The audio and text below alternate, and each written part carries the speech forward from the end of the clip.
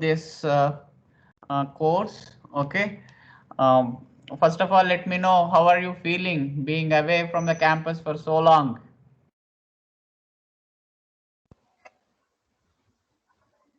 Hello. Hello. Yes, sir. Hello. Am I audible? Yes, sir. Okay, just I'm asking you the questions. Let us have some discussion before we start our business. Okay. So how are you feeling being away from the campus for so long? It's good or Bad. Bad. those things are so.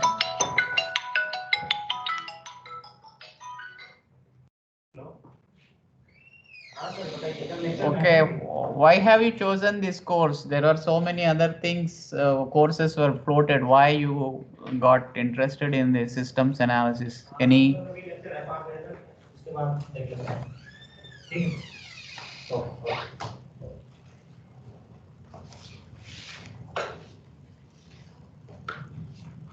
So, because most likely this course will have a more holistic view of how do you, I mean, it's clear from the name, right, that it's going to be talking about how you're supposed to tackle the system at the systemic level and look at it from a bird's eye view. Okay. So it'll probably be more holistic than maybe a few other courses that were there in comparison. One good thing about this subject is that actually this subject can be used in many fields. Okay, it is more a technique. Okay, which you can apply in. I see. Even though because I am from water resources, I will be I will be giving the examples how system analysis can be used for solving some of the water resources related problems. Okay, but the same thing you can use in other fields also, biology, management. Okay, so it's this course is more a mathematical one rather than uh, pure civil engineering, this thing. So basically only thing what I do is that, so how we can apply these mathematical tools to solve the civil engineering related problems, especially from the water resources problems, because I do not have much knowledge of applying these to other disciplines like structures and all. But these principles can always be used for other, not only in civil engineering, the biology, okay, mechanical, electronics. Okay, it's more or less. So you will be getting a lot of information how we can use the systems analysis for solving some real world problems. Okay. And one good thing is because this is more mathematical in nature, so people who are interested in maths, so they will really be liking this course. Okay, it is not a very abstract thing or something, so mostly you will be applying all the mathematical tools. Uh, how many of you have done some optimization courses previously, like linear programming or some program? Did you any did any one of you have done something in mathematics?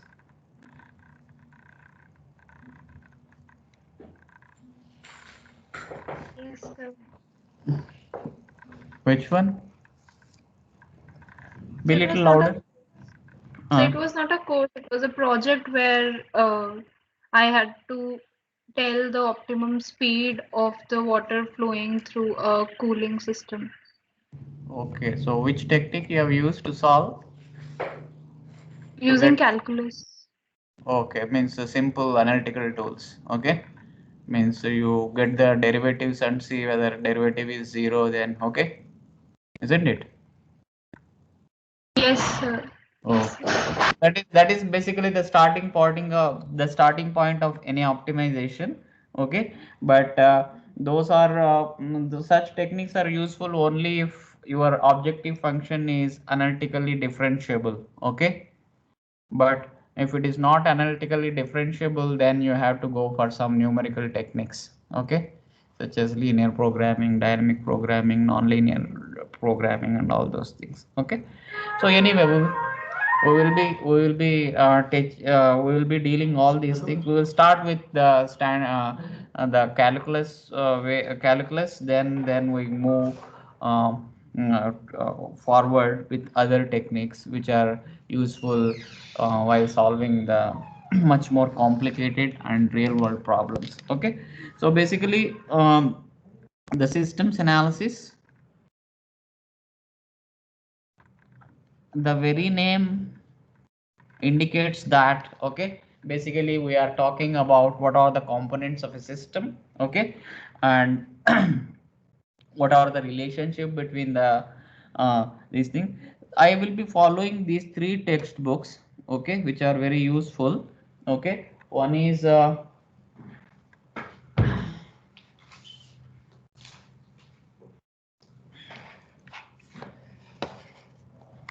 water resources systems by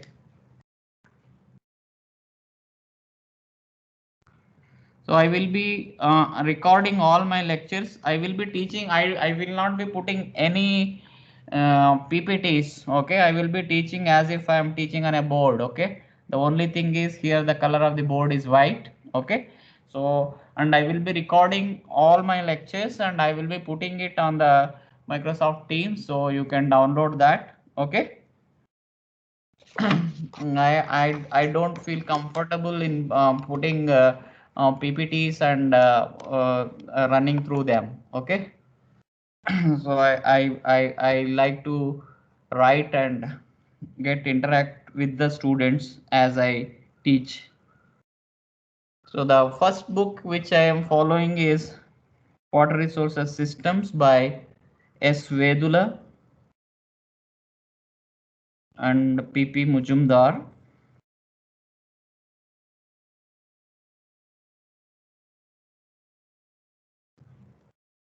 This is a Tata McGraw-Hill.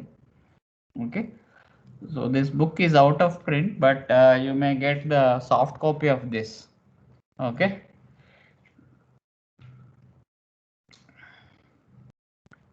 Another one, SS Rao ka book. The second book, which is much more, most of the first part of my maybe 50% of the course will be I will be following this book, Water Resources Systems by Vedula and Mujumdar. Okay, and the second one is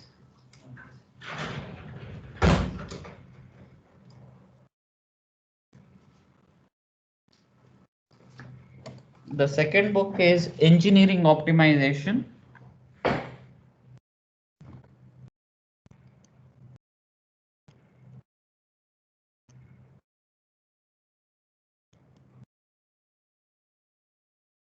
by SS Rao. Engineering Optimization Theory and Practice by SS Rao.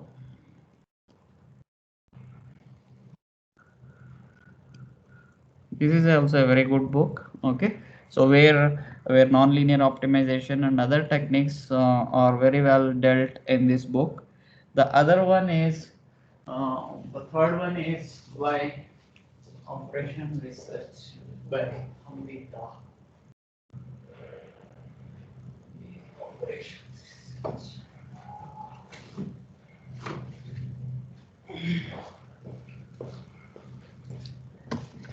The third book is by Operations Research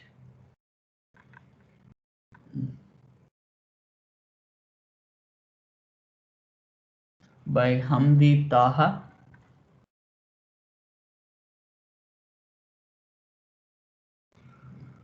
Okay, so these are the three main books which I will be following. Okay, if somebody is interested, they can download these books. Okay, and then we will go to, let us start the introduction.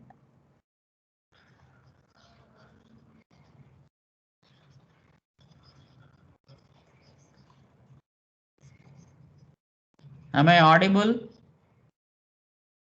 Yes, sir. Because there is no response from, I do not know whether I'm being. So what is a system? Can anybody give a definition of a system?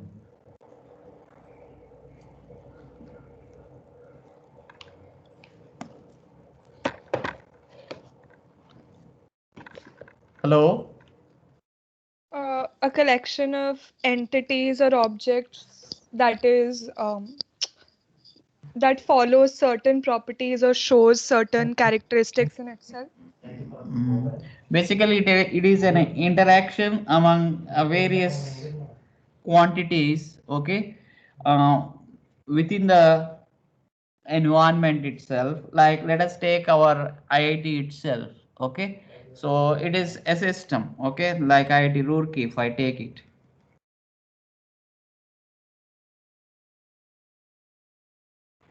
So what are all the things which we do here, if I consider this as a system? Basically what we do is we allow students to get admitted, okay. The students they come, okay, they enter the IIT, okay, and they will do some activities here. Finally they come as an and finally they go with some degree, okay, isn't it? So this is a system. Basically, what we can see is a system is one. Okay, this is basically a general what we can say social system. But as an engineer, if we go when we analyze systems, actually we will be more interested in quantities rather than the social aspects. Okay, so from the engineering point of view, okay, we can define the system as an entity, okay, which relates a system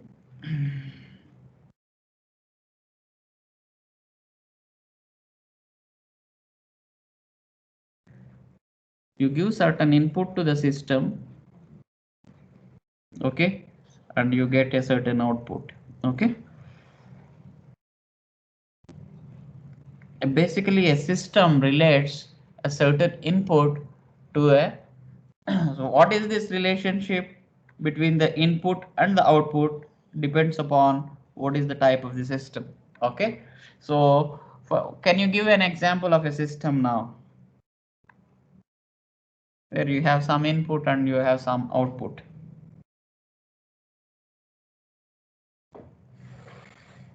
Sir, a function we Computers, input something and then calculators. Huh? Hello, tell me. So computers, calculators. Okay, that is also a system. Yes, you put in something and you get something, but in real world, from the so civil like a engineering point of function. view, from the civil engineering point of view, Dams. dams. What is a dam? Tell me. The I have a input is dam. the water flow and the output is electricity. Okay, that's good. So that is not dam. Actually, there's a turbine. Okay, isn't it? The dam is Yes. just to store water, okay, but to generate the power you have, even if without dam you can, if you can give water to a turbine, it will rotate and it will come. So, okay, yes, this is also similar example I can give. Let us say I have a rainfall for a catchment, okay. So catchment is the system. So what will be the outputs? Let a certain rainfall occurs for Runoff. a catchment, okay. Runoff is one, yes, and also there will be some infiltration which will be Evaporation. okay, infiltration. Infiltration. So basically this is a system. So basically a system is one which relates a certain input, okay, and the output. So the relationship between the input and output depends upon the nature of the system. Okay.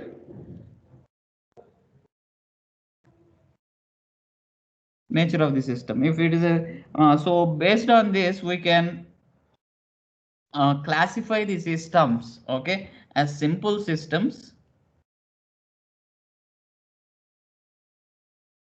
and a complex system.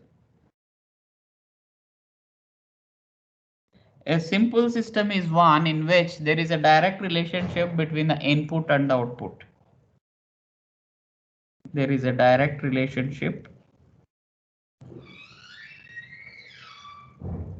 between input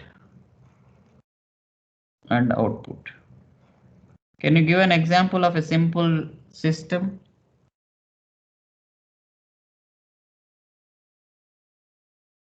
Rainfall runoff is directly depends upon the coefficient of infiltration.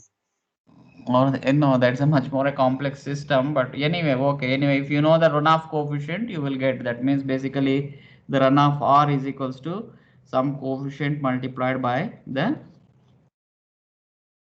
multiplied by the precipitation or the rainfall. Okay, so this is a simple system, but there are systems where if you combine these simple systems and make a bigger system, so these the relationship between the inputs and the outputs, okay, they become much more complex, and it's much more involved in solving such problems. So such systems are complex systems. Basically complex systems are basically a combination of simple systems, and as such it is not that easy to solve these complex systems. Okay, so one has to resort to some uh,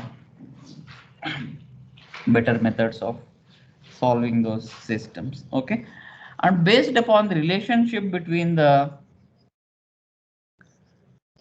output input and the output, we can also classify, okay, the systems as linear and non-linear systems.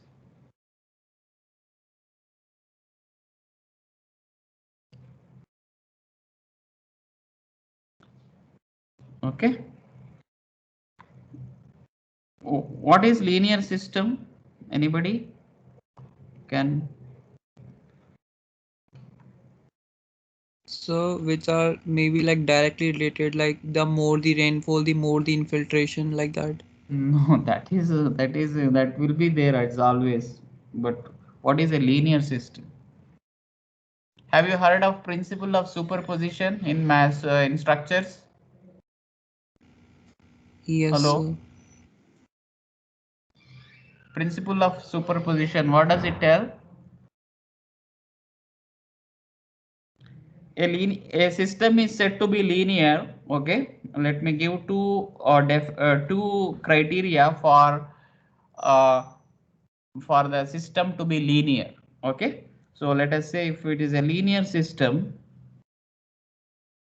let us say my input is I and my output is let us say my output is O. Okay, the system is said to be linear if I increase if these two conditions which I am telling you is satisfied. Okay, these are also called the criteria for principle of superposition. Let us say if I increase, if the input is increased or decreased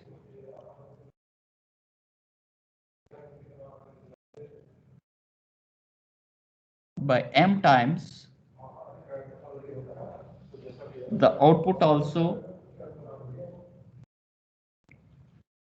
gets increased or decreased by m times. This is the first condition which it has to satisfy. The second condition is if the input I1 produces an output O1 and input I2 produces an output O2, then the input I1 plus I2 should produce an output of O1 plus O2. This is the second condition. Okay. If any system, if it can satisfy these two conditions, okay, then such a system is called a linear system. Okay. Hello. Yes, sir. Yes, Is sir. it Okay, sir. is it clear? Okay. Yes, sir. So now let me give you an example. Let us take a system, very simple linear relation. Y is equals to, let us say, 3x plus 2. Is it a linear system? Yes, sir. Yes. How many of you say yes? No, sir. Yes, sir. Will this satisfy these two conditions? No, which I sir. have given? No, sir. No, sir. No, sir. No, sir. First No, condition sir. is So not let us say satisfied. when x is equals to 1, okay, what will be y? 5. 5. If x is equals to 2, how much is that? Y will be 8. 8. You are increasing x by 2 Ah. times, but what is happening to y? Is it increasing by 2 times? No, sir. No, No, sir. Okay, so it is a, see, the relationship is linear. It has a linear relationship, but it is not a linear system. When will this become linear system? If we remove 2 from the Y If is I equal to take out 3x. this, if I take out this, that means y is equals to 3x. This is a linear system. That means if x is equals to 1, it will be 3. If y is, I increase y x by 1, 2, that means it will become 6. Okay, 3 times it will become 9. Okay, so and also you can check the second condition also. Okay, even the second condition also will not get satisfied in the in this one.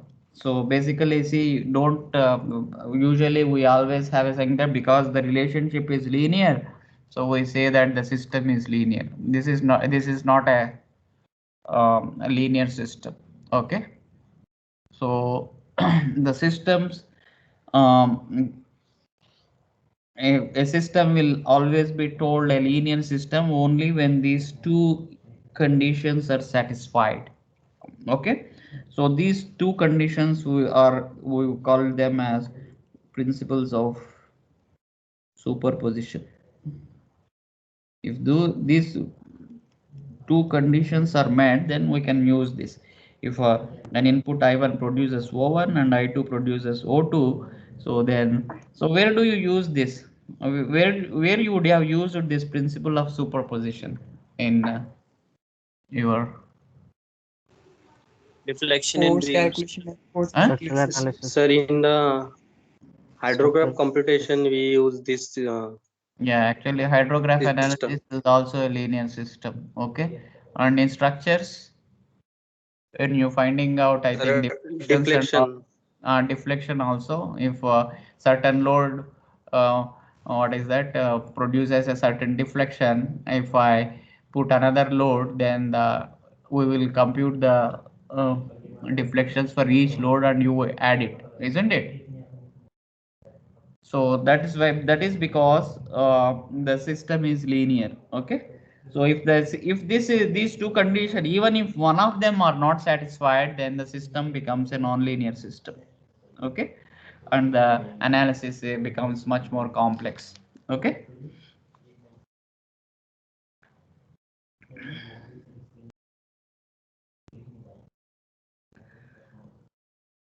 Now let us come to the other ways of, this is one way of, you can classify the systems in many ways depending upon the criteria or the which you also, the one criteria is the linearity between the input and the output. The second one is what we call it as uh, the second way of classifying a system is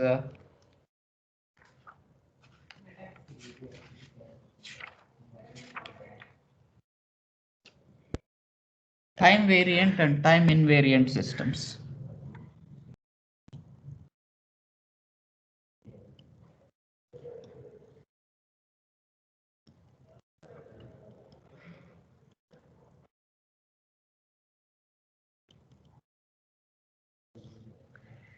A time variant and a time invariant system is one in which the relationship between the input and the output, I and output, this is the system.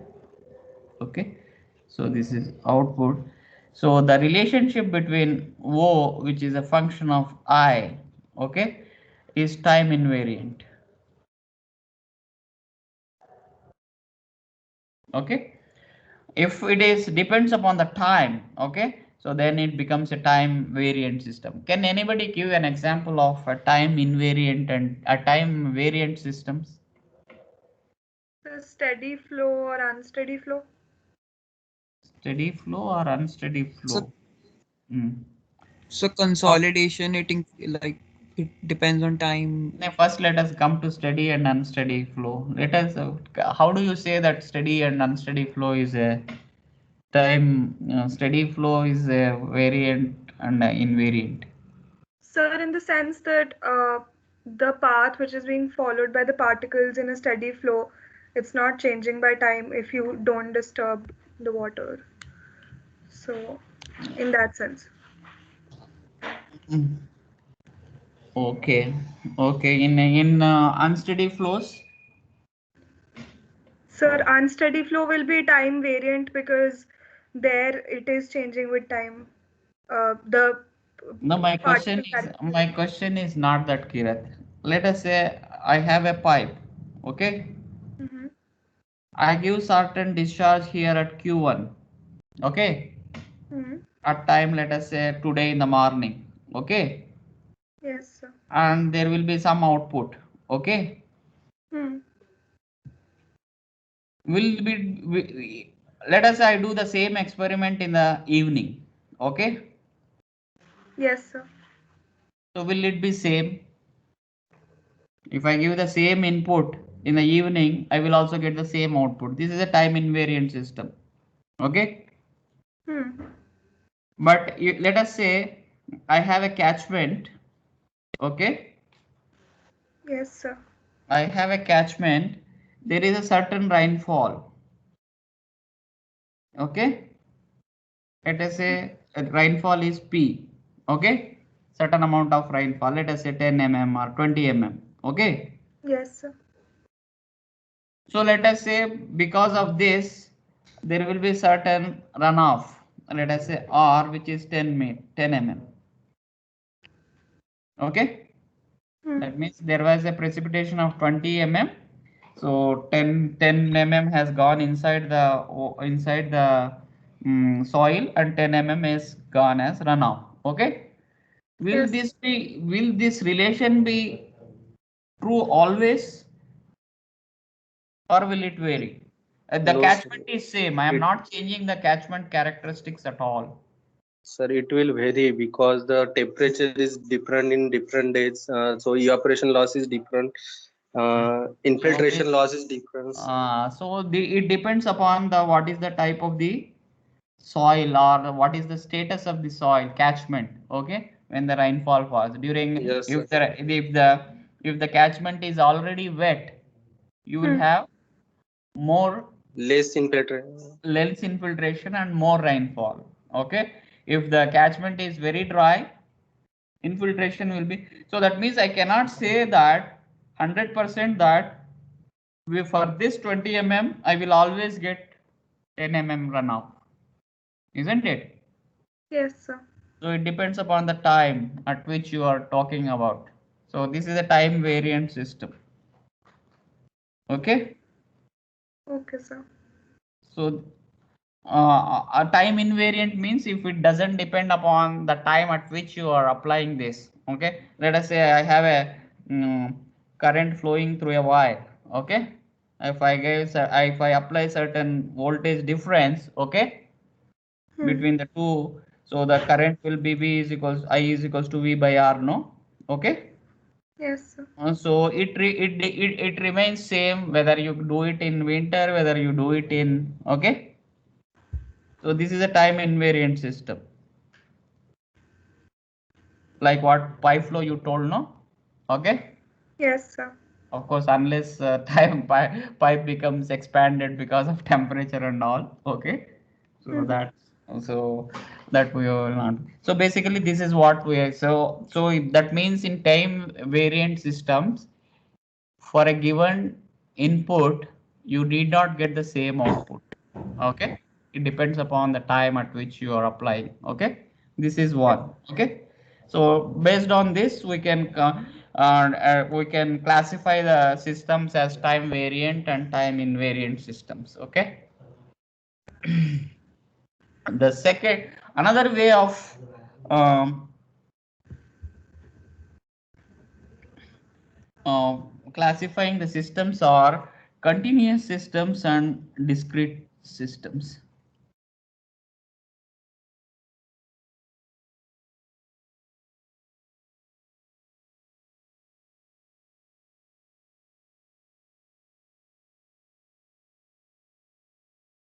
Okay, so continuous systems are those in which the input and the output can take any values, means continuous values, input and output. Both input and output can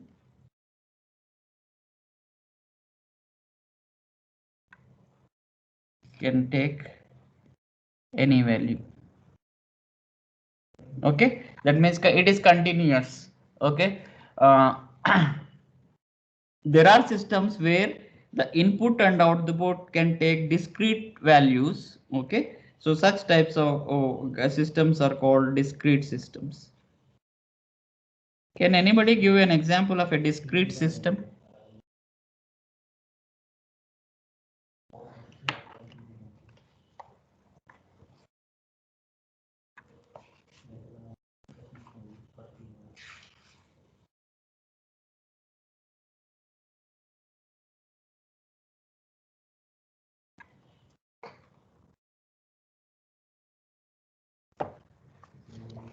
So loading and the deflection is discrete system.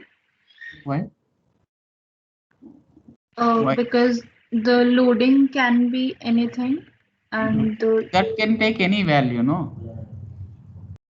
yes, sir. Any continuous, so that will be a continuous, no? Okay. Hmm. Like rainfall. What can we say rainfall runoff system? Is it a discrete system or a in rainfall runoff system? Okay, rainfall, I have certain rainfall P and a certain runoff is going off. This is a system. What can we say about the input? Is it a discrete value or is it a continuous value?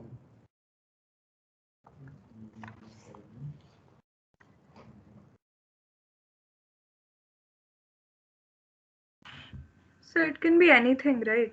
So It can that be it can be anything, let us say, but for a given day or for a given duration, it will have certain value. I cannot say that. Suppose there is no rainfall, what value you take? 0. 0. Okay, you cannot take negative values, Mm-hmm. isn't it? All I right. cannot have. So the runoff may be a what is that continuous one. The precipitation will have certain values. Okay. Hmm. So that's why it's basically a discrete system. Discrete system. Even if one of them become discrete, so we call this as a discrete system. Okay. Sometimes both of them may be discrete. Sometimes, let us say, let me put it a much different example. Okay, stream flow in a river. So how do we get the flow in a river? By measuring the stage. No, no, not measuring. How is the what the flow in the stream is generated? It is because of rainfall, isn't it? Yes. So let me put it this way. Let us say I have a catchment. Okay, so this is the stream which is going off. Okay, so these are the paths which from which water will be coming, and I am measuring the discharge of the stream at the outlet. Let us say this is Q. So if I plot Q as a function of time, let us assume that it is a continuous, it is a perennial river. Okay, so how do I get this? There may be some variation, isn't it? Like this. Okay, during rainfall it will increase, after that it may go down. So is this a continuous variable or a discrete variable? The stream flow, the discharge. Continuous. It's a continuous, isn't it? Discharge, stream discharge is a continuous. So the output is continuous. Do you agree? Let us say I take river Ganga. Okay, at Varanasi I am measuring the discharge every day. Okay, it's a perennial river, so I will be getting some discharge. I will be measuring discharge every day. So I get it's like this. What about the input which is causing this stream flow? What is causing? It is rainfall, no? Rainfall. So is it continuous? No, sir. It is not continuous, isn't it? It would have rained only during monsoon, that too on some days. Okay, so some discrete values. Afterwards, it is zero, isn't it? Hello. Yes, sir. So this is Yes. basically an example of a discrete system where the input is discrete input, but continuous output. Sir, but during monsoon, the rainfall will be continuous, right? How?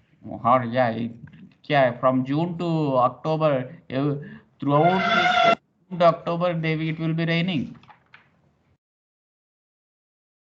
So we are measuring with respect to time.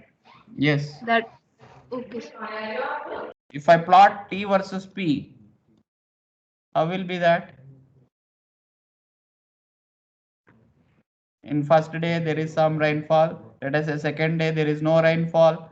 So if I plot the histogram of the rain, it will be somewhat like this, isn't it? So you have some gaps also, isn't it? Yes, sir. Okay, got it. So this is discrete. Is it clear? Yes, sir. Yes, Okay. sir. So basically here the input is discrete, but the output is continuous. Why output is continuous? Which one is contributing now during the non-monsoon season? Where does the water come Base from? flow. So It the is from Base base, flow. catchment. base flow from the surrounding catchment. Okay. It makes the discharge continuous. Okay. So, but You, the rainfall can be considered as continuous now. how? The precipitation is not rainfall is not like it's falling for a specific period of time and then stopping at once. it's decreasing continuously to zero, slowly.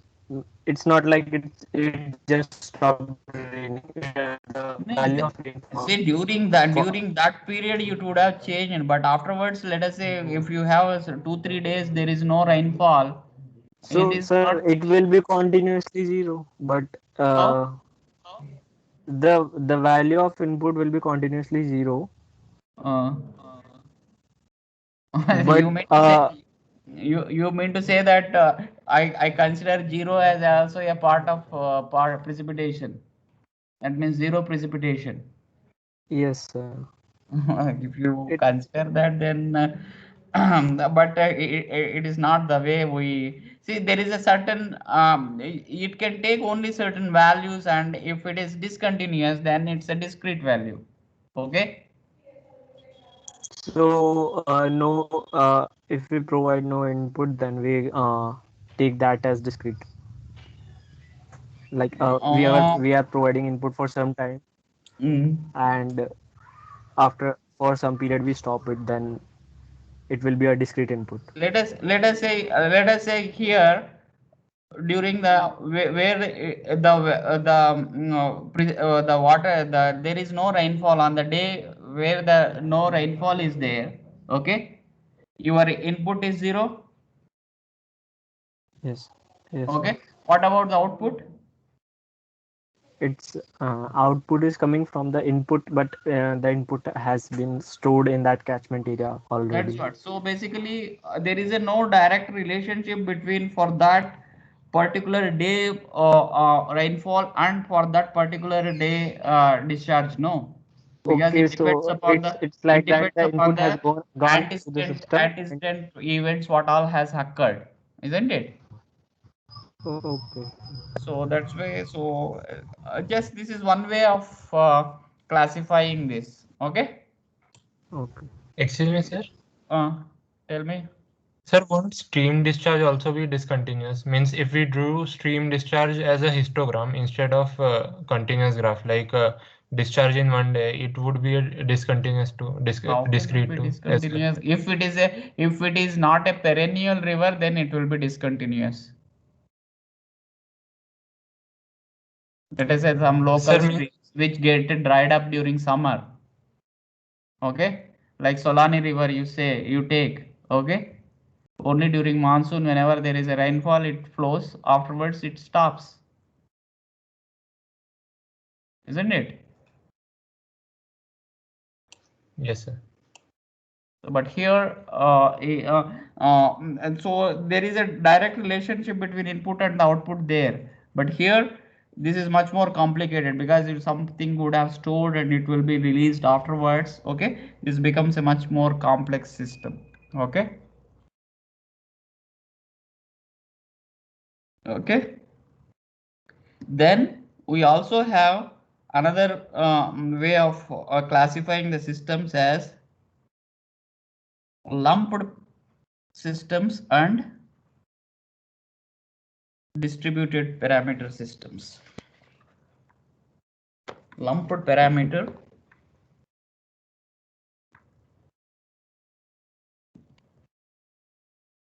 and distributed parameter systems.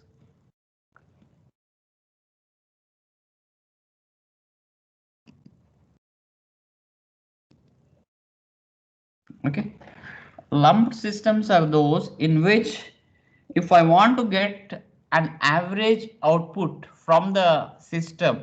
Okay, so what we do is, let us say I will give, because I am from water resources, so all my examples is mostly from the hydrology and water resources point of view. Okay, you can always think of having similar problems, similar systems in other fields as well. Okay, because I am not in touch with other fields like structures and others, so I may not be able to give you an example of that. Okay, let us say I have a catchment.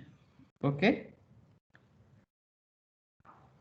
I am pumping now water from this catchment. Okay, to meet the demands of the population in this. Okay, so I want to know how much pumping I should allow so that the water table in the area, okay, does not go below certain level. Okay, if I want to find out to get an average picture of the output, okay, so what I do is I consider this entire catchment, okay, as a unit and assign some values of these aquifer transmissivities and all those things, okay, and I solve this system as a single entity, okay, and I solve that. So that means basically I am lumping all the, even though there is a variation in the soil at different places, okay, this is, let us consider that this is a big catchment, okay, we know that the soil will be, properties will be varying, okay, so when you do the groundwater course, you will be knowing how we compute the drawdowns and all those things. Let us not go in detail of that. Okay. If I want to get an average sense of how much will be the drawdown if this much water is being pumped. Okay. So at the, for analysis of this, what I do is I take this entire catchment as a single unit. That means I lump all the properties, okay, as a single one, and I solve this. Okay, there are some equations, we solve this. There is a certain relationship between the let us say the pumping and the drawdown. Okay, so for this much pumping, this much will be drawdown, so I will be getting knowing the system parameters. Okay, so this is what we call it as a lumped parameters. It gives an average value. But let us consider one more scenario, the same catchment. Okay, I am pumping water, the same wells, number of wells, but when we inquire the people, okay, in this catchment, the people, let us say at these two places where these 2-3 wells are located, they tell that water tables are not going down here, okay, but these people who are at the lower, they will be complaining that okay, our water levels in our tube wells has gone down very down. Okay, if I want to know what is the cause for this problem, can I use this lumped parameter model? If I want to address the problems of these people who are at the below, okay, who are feeling acute water table drawdowns, okay, can I consider this entire thing as a whole unit? Can I solve this and come out with this is the average? Okay, is it possible? Then you will say you are not at all considering our problems at all. So what should I do?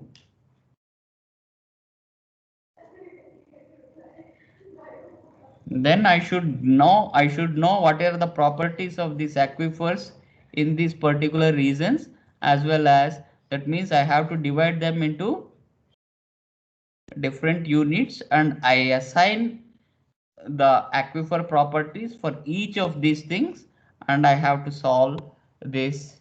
Okay, so such that means basically I have to distribute my parameters now. That's why they are called distributed parameters systems. So I have to solve in much more detail and with much more fineness, okay, all these things rather than taking as the average values of these parameters and solving and giving that this is the average value. Okay, so usually when we build mathematical models for lumped parameter systems, basically we always end up with ordinary differential equations or algebraic, either algebraic or ordinary differential equations. But whereas if you go for a distributed parameter model, okay, so you will be ending up with partial differential equations. When you construct a model for this, okay, so anyway, we don't go in detail of this, how we construct these models, but I'm just giving an example. Okay, so this is how we can So lumped parameters are models are very useful when you want to get some average behavior of the system. Yes. So we can also say the rainfall calculation, like we install different rain gauges in a river basin, and then we say that the average rainfall in this area for a particular time period is this much. So this is also lumped one. Yes, that is also lumped one. Okay, sir. That is also lumped one. But if somebody says that, okay, in my area, let us say you have 10 rain gauge stations, okay, and here let us say this is 100 mm rainfall and this is let us say 10 mm rainfall, okay. When you average it out, how much it comes? Let us say only 2. So it will be 55 average. But this guy, if this guy who is getting 10 mm, or people surrounding that, you tell that the rainfall in my area is too small, so I'm not facing a lot of water scarcity problems. You do something. Can I take this lumped parameter model and solve his problem? No, sir. No. So you have to go for much for fine-tuned models. Okay, they are distributed parameter models. You have to dig in still more than what is average, isn't it? Yes, sir. Okay, so that is the difference between a lumped parameter distributed and the distributed. So usually lumped parameter models, when you construct a mathematical model, we end up with either simple algebraic equations or ordinary differential equations.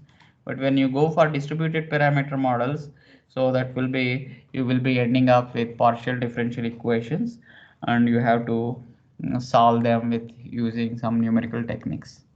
Okay. So another one is another way of classifying this is deterministic and probabilistic models.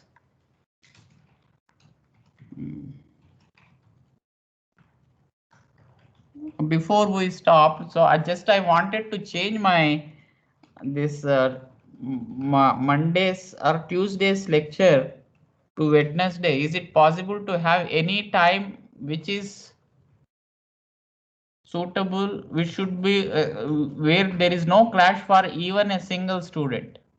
Even if a single student gets affected, I don't want to shift it. Please. Sir, Wednesday 4 to 5 is possible. No, Wednesday, I have got two WhatsApp messages saying that they have they have some other engagement which is already fixed, so we cannot change it. So Wednesday 12 Okay, to sir. 1 is free for everyone. Wednesday 12 to 1, is it okay? Yes, sir. Okay. So Wednesday 12 to 1, shall I shift? Who is the class representative now?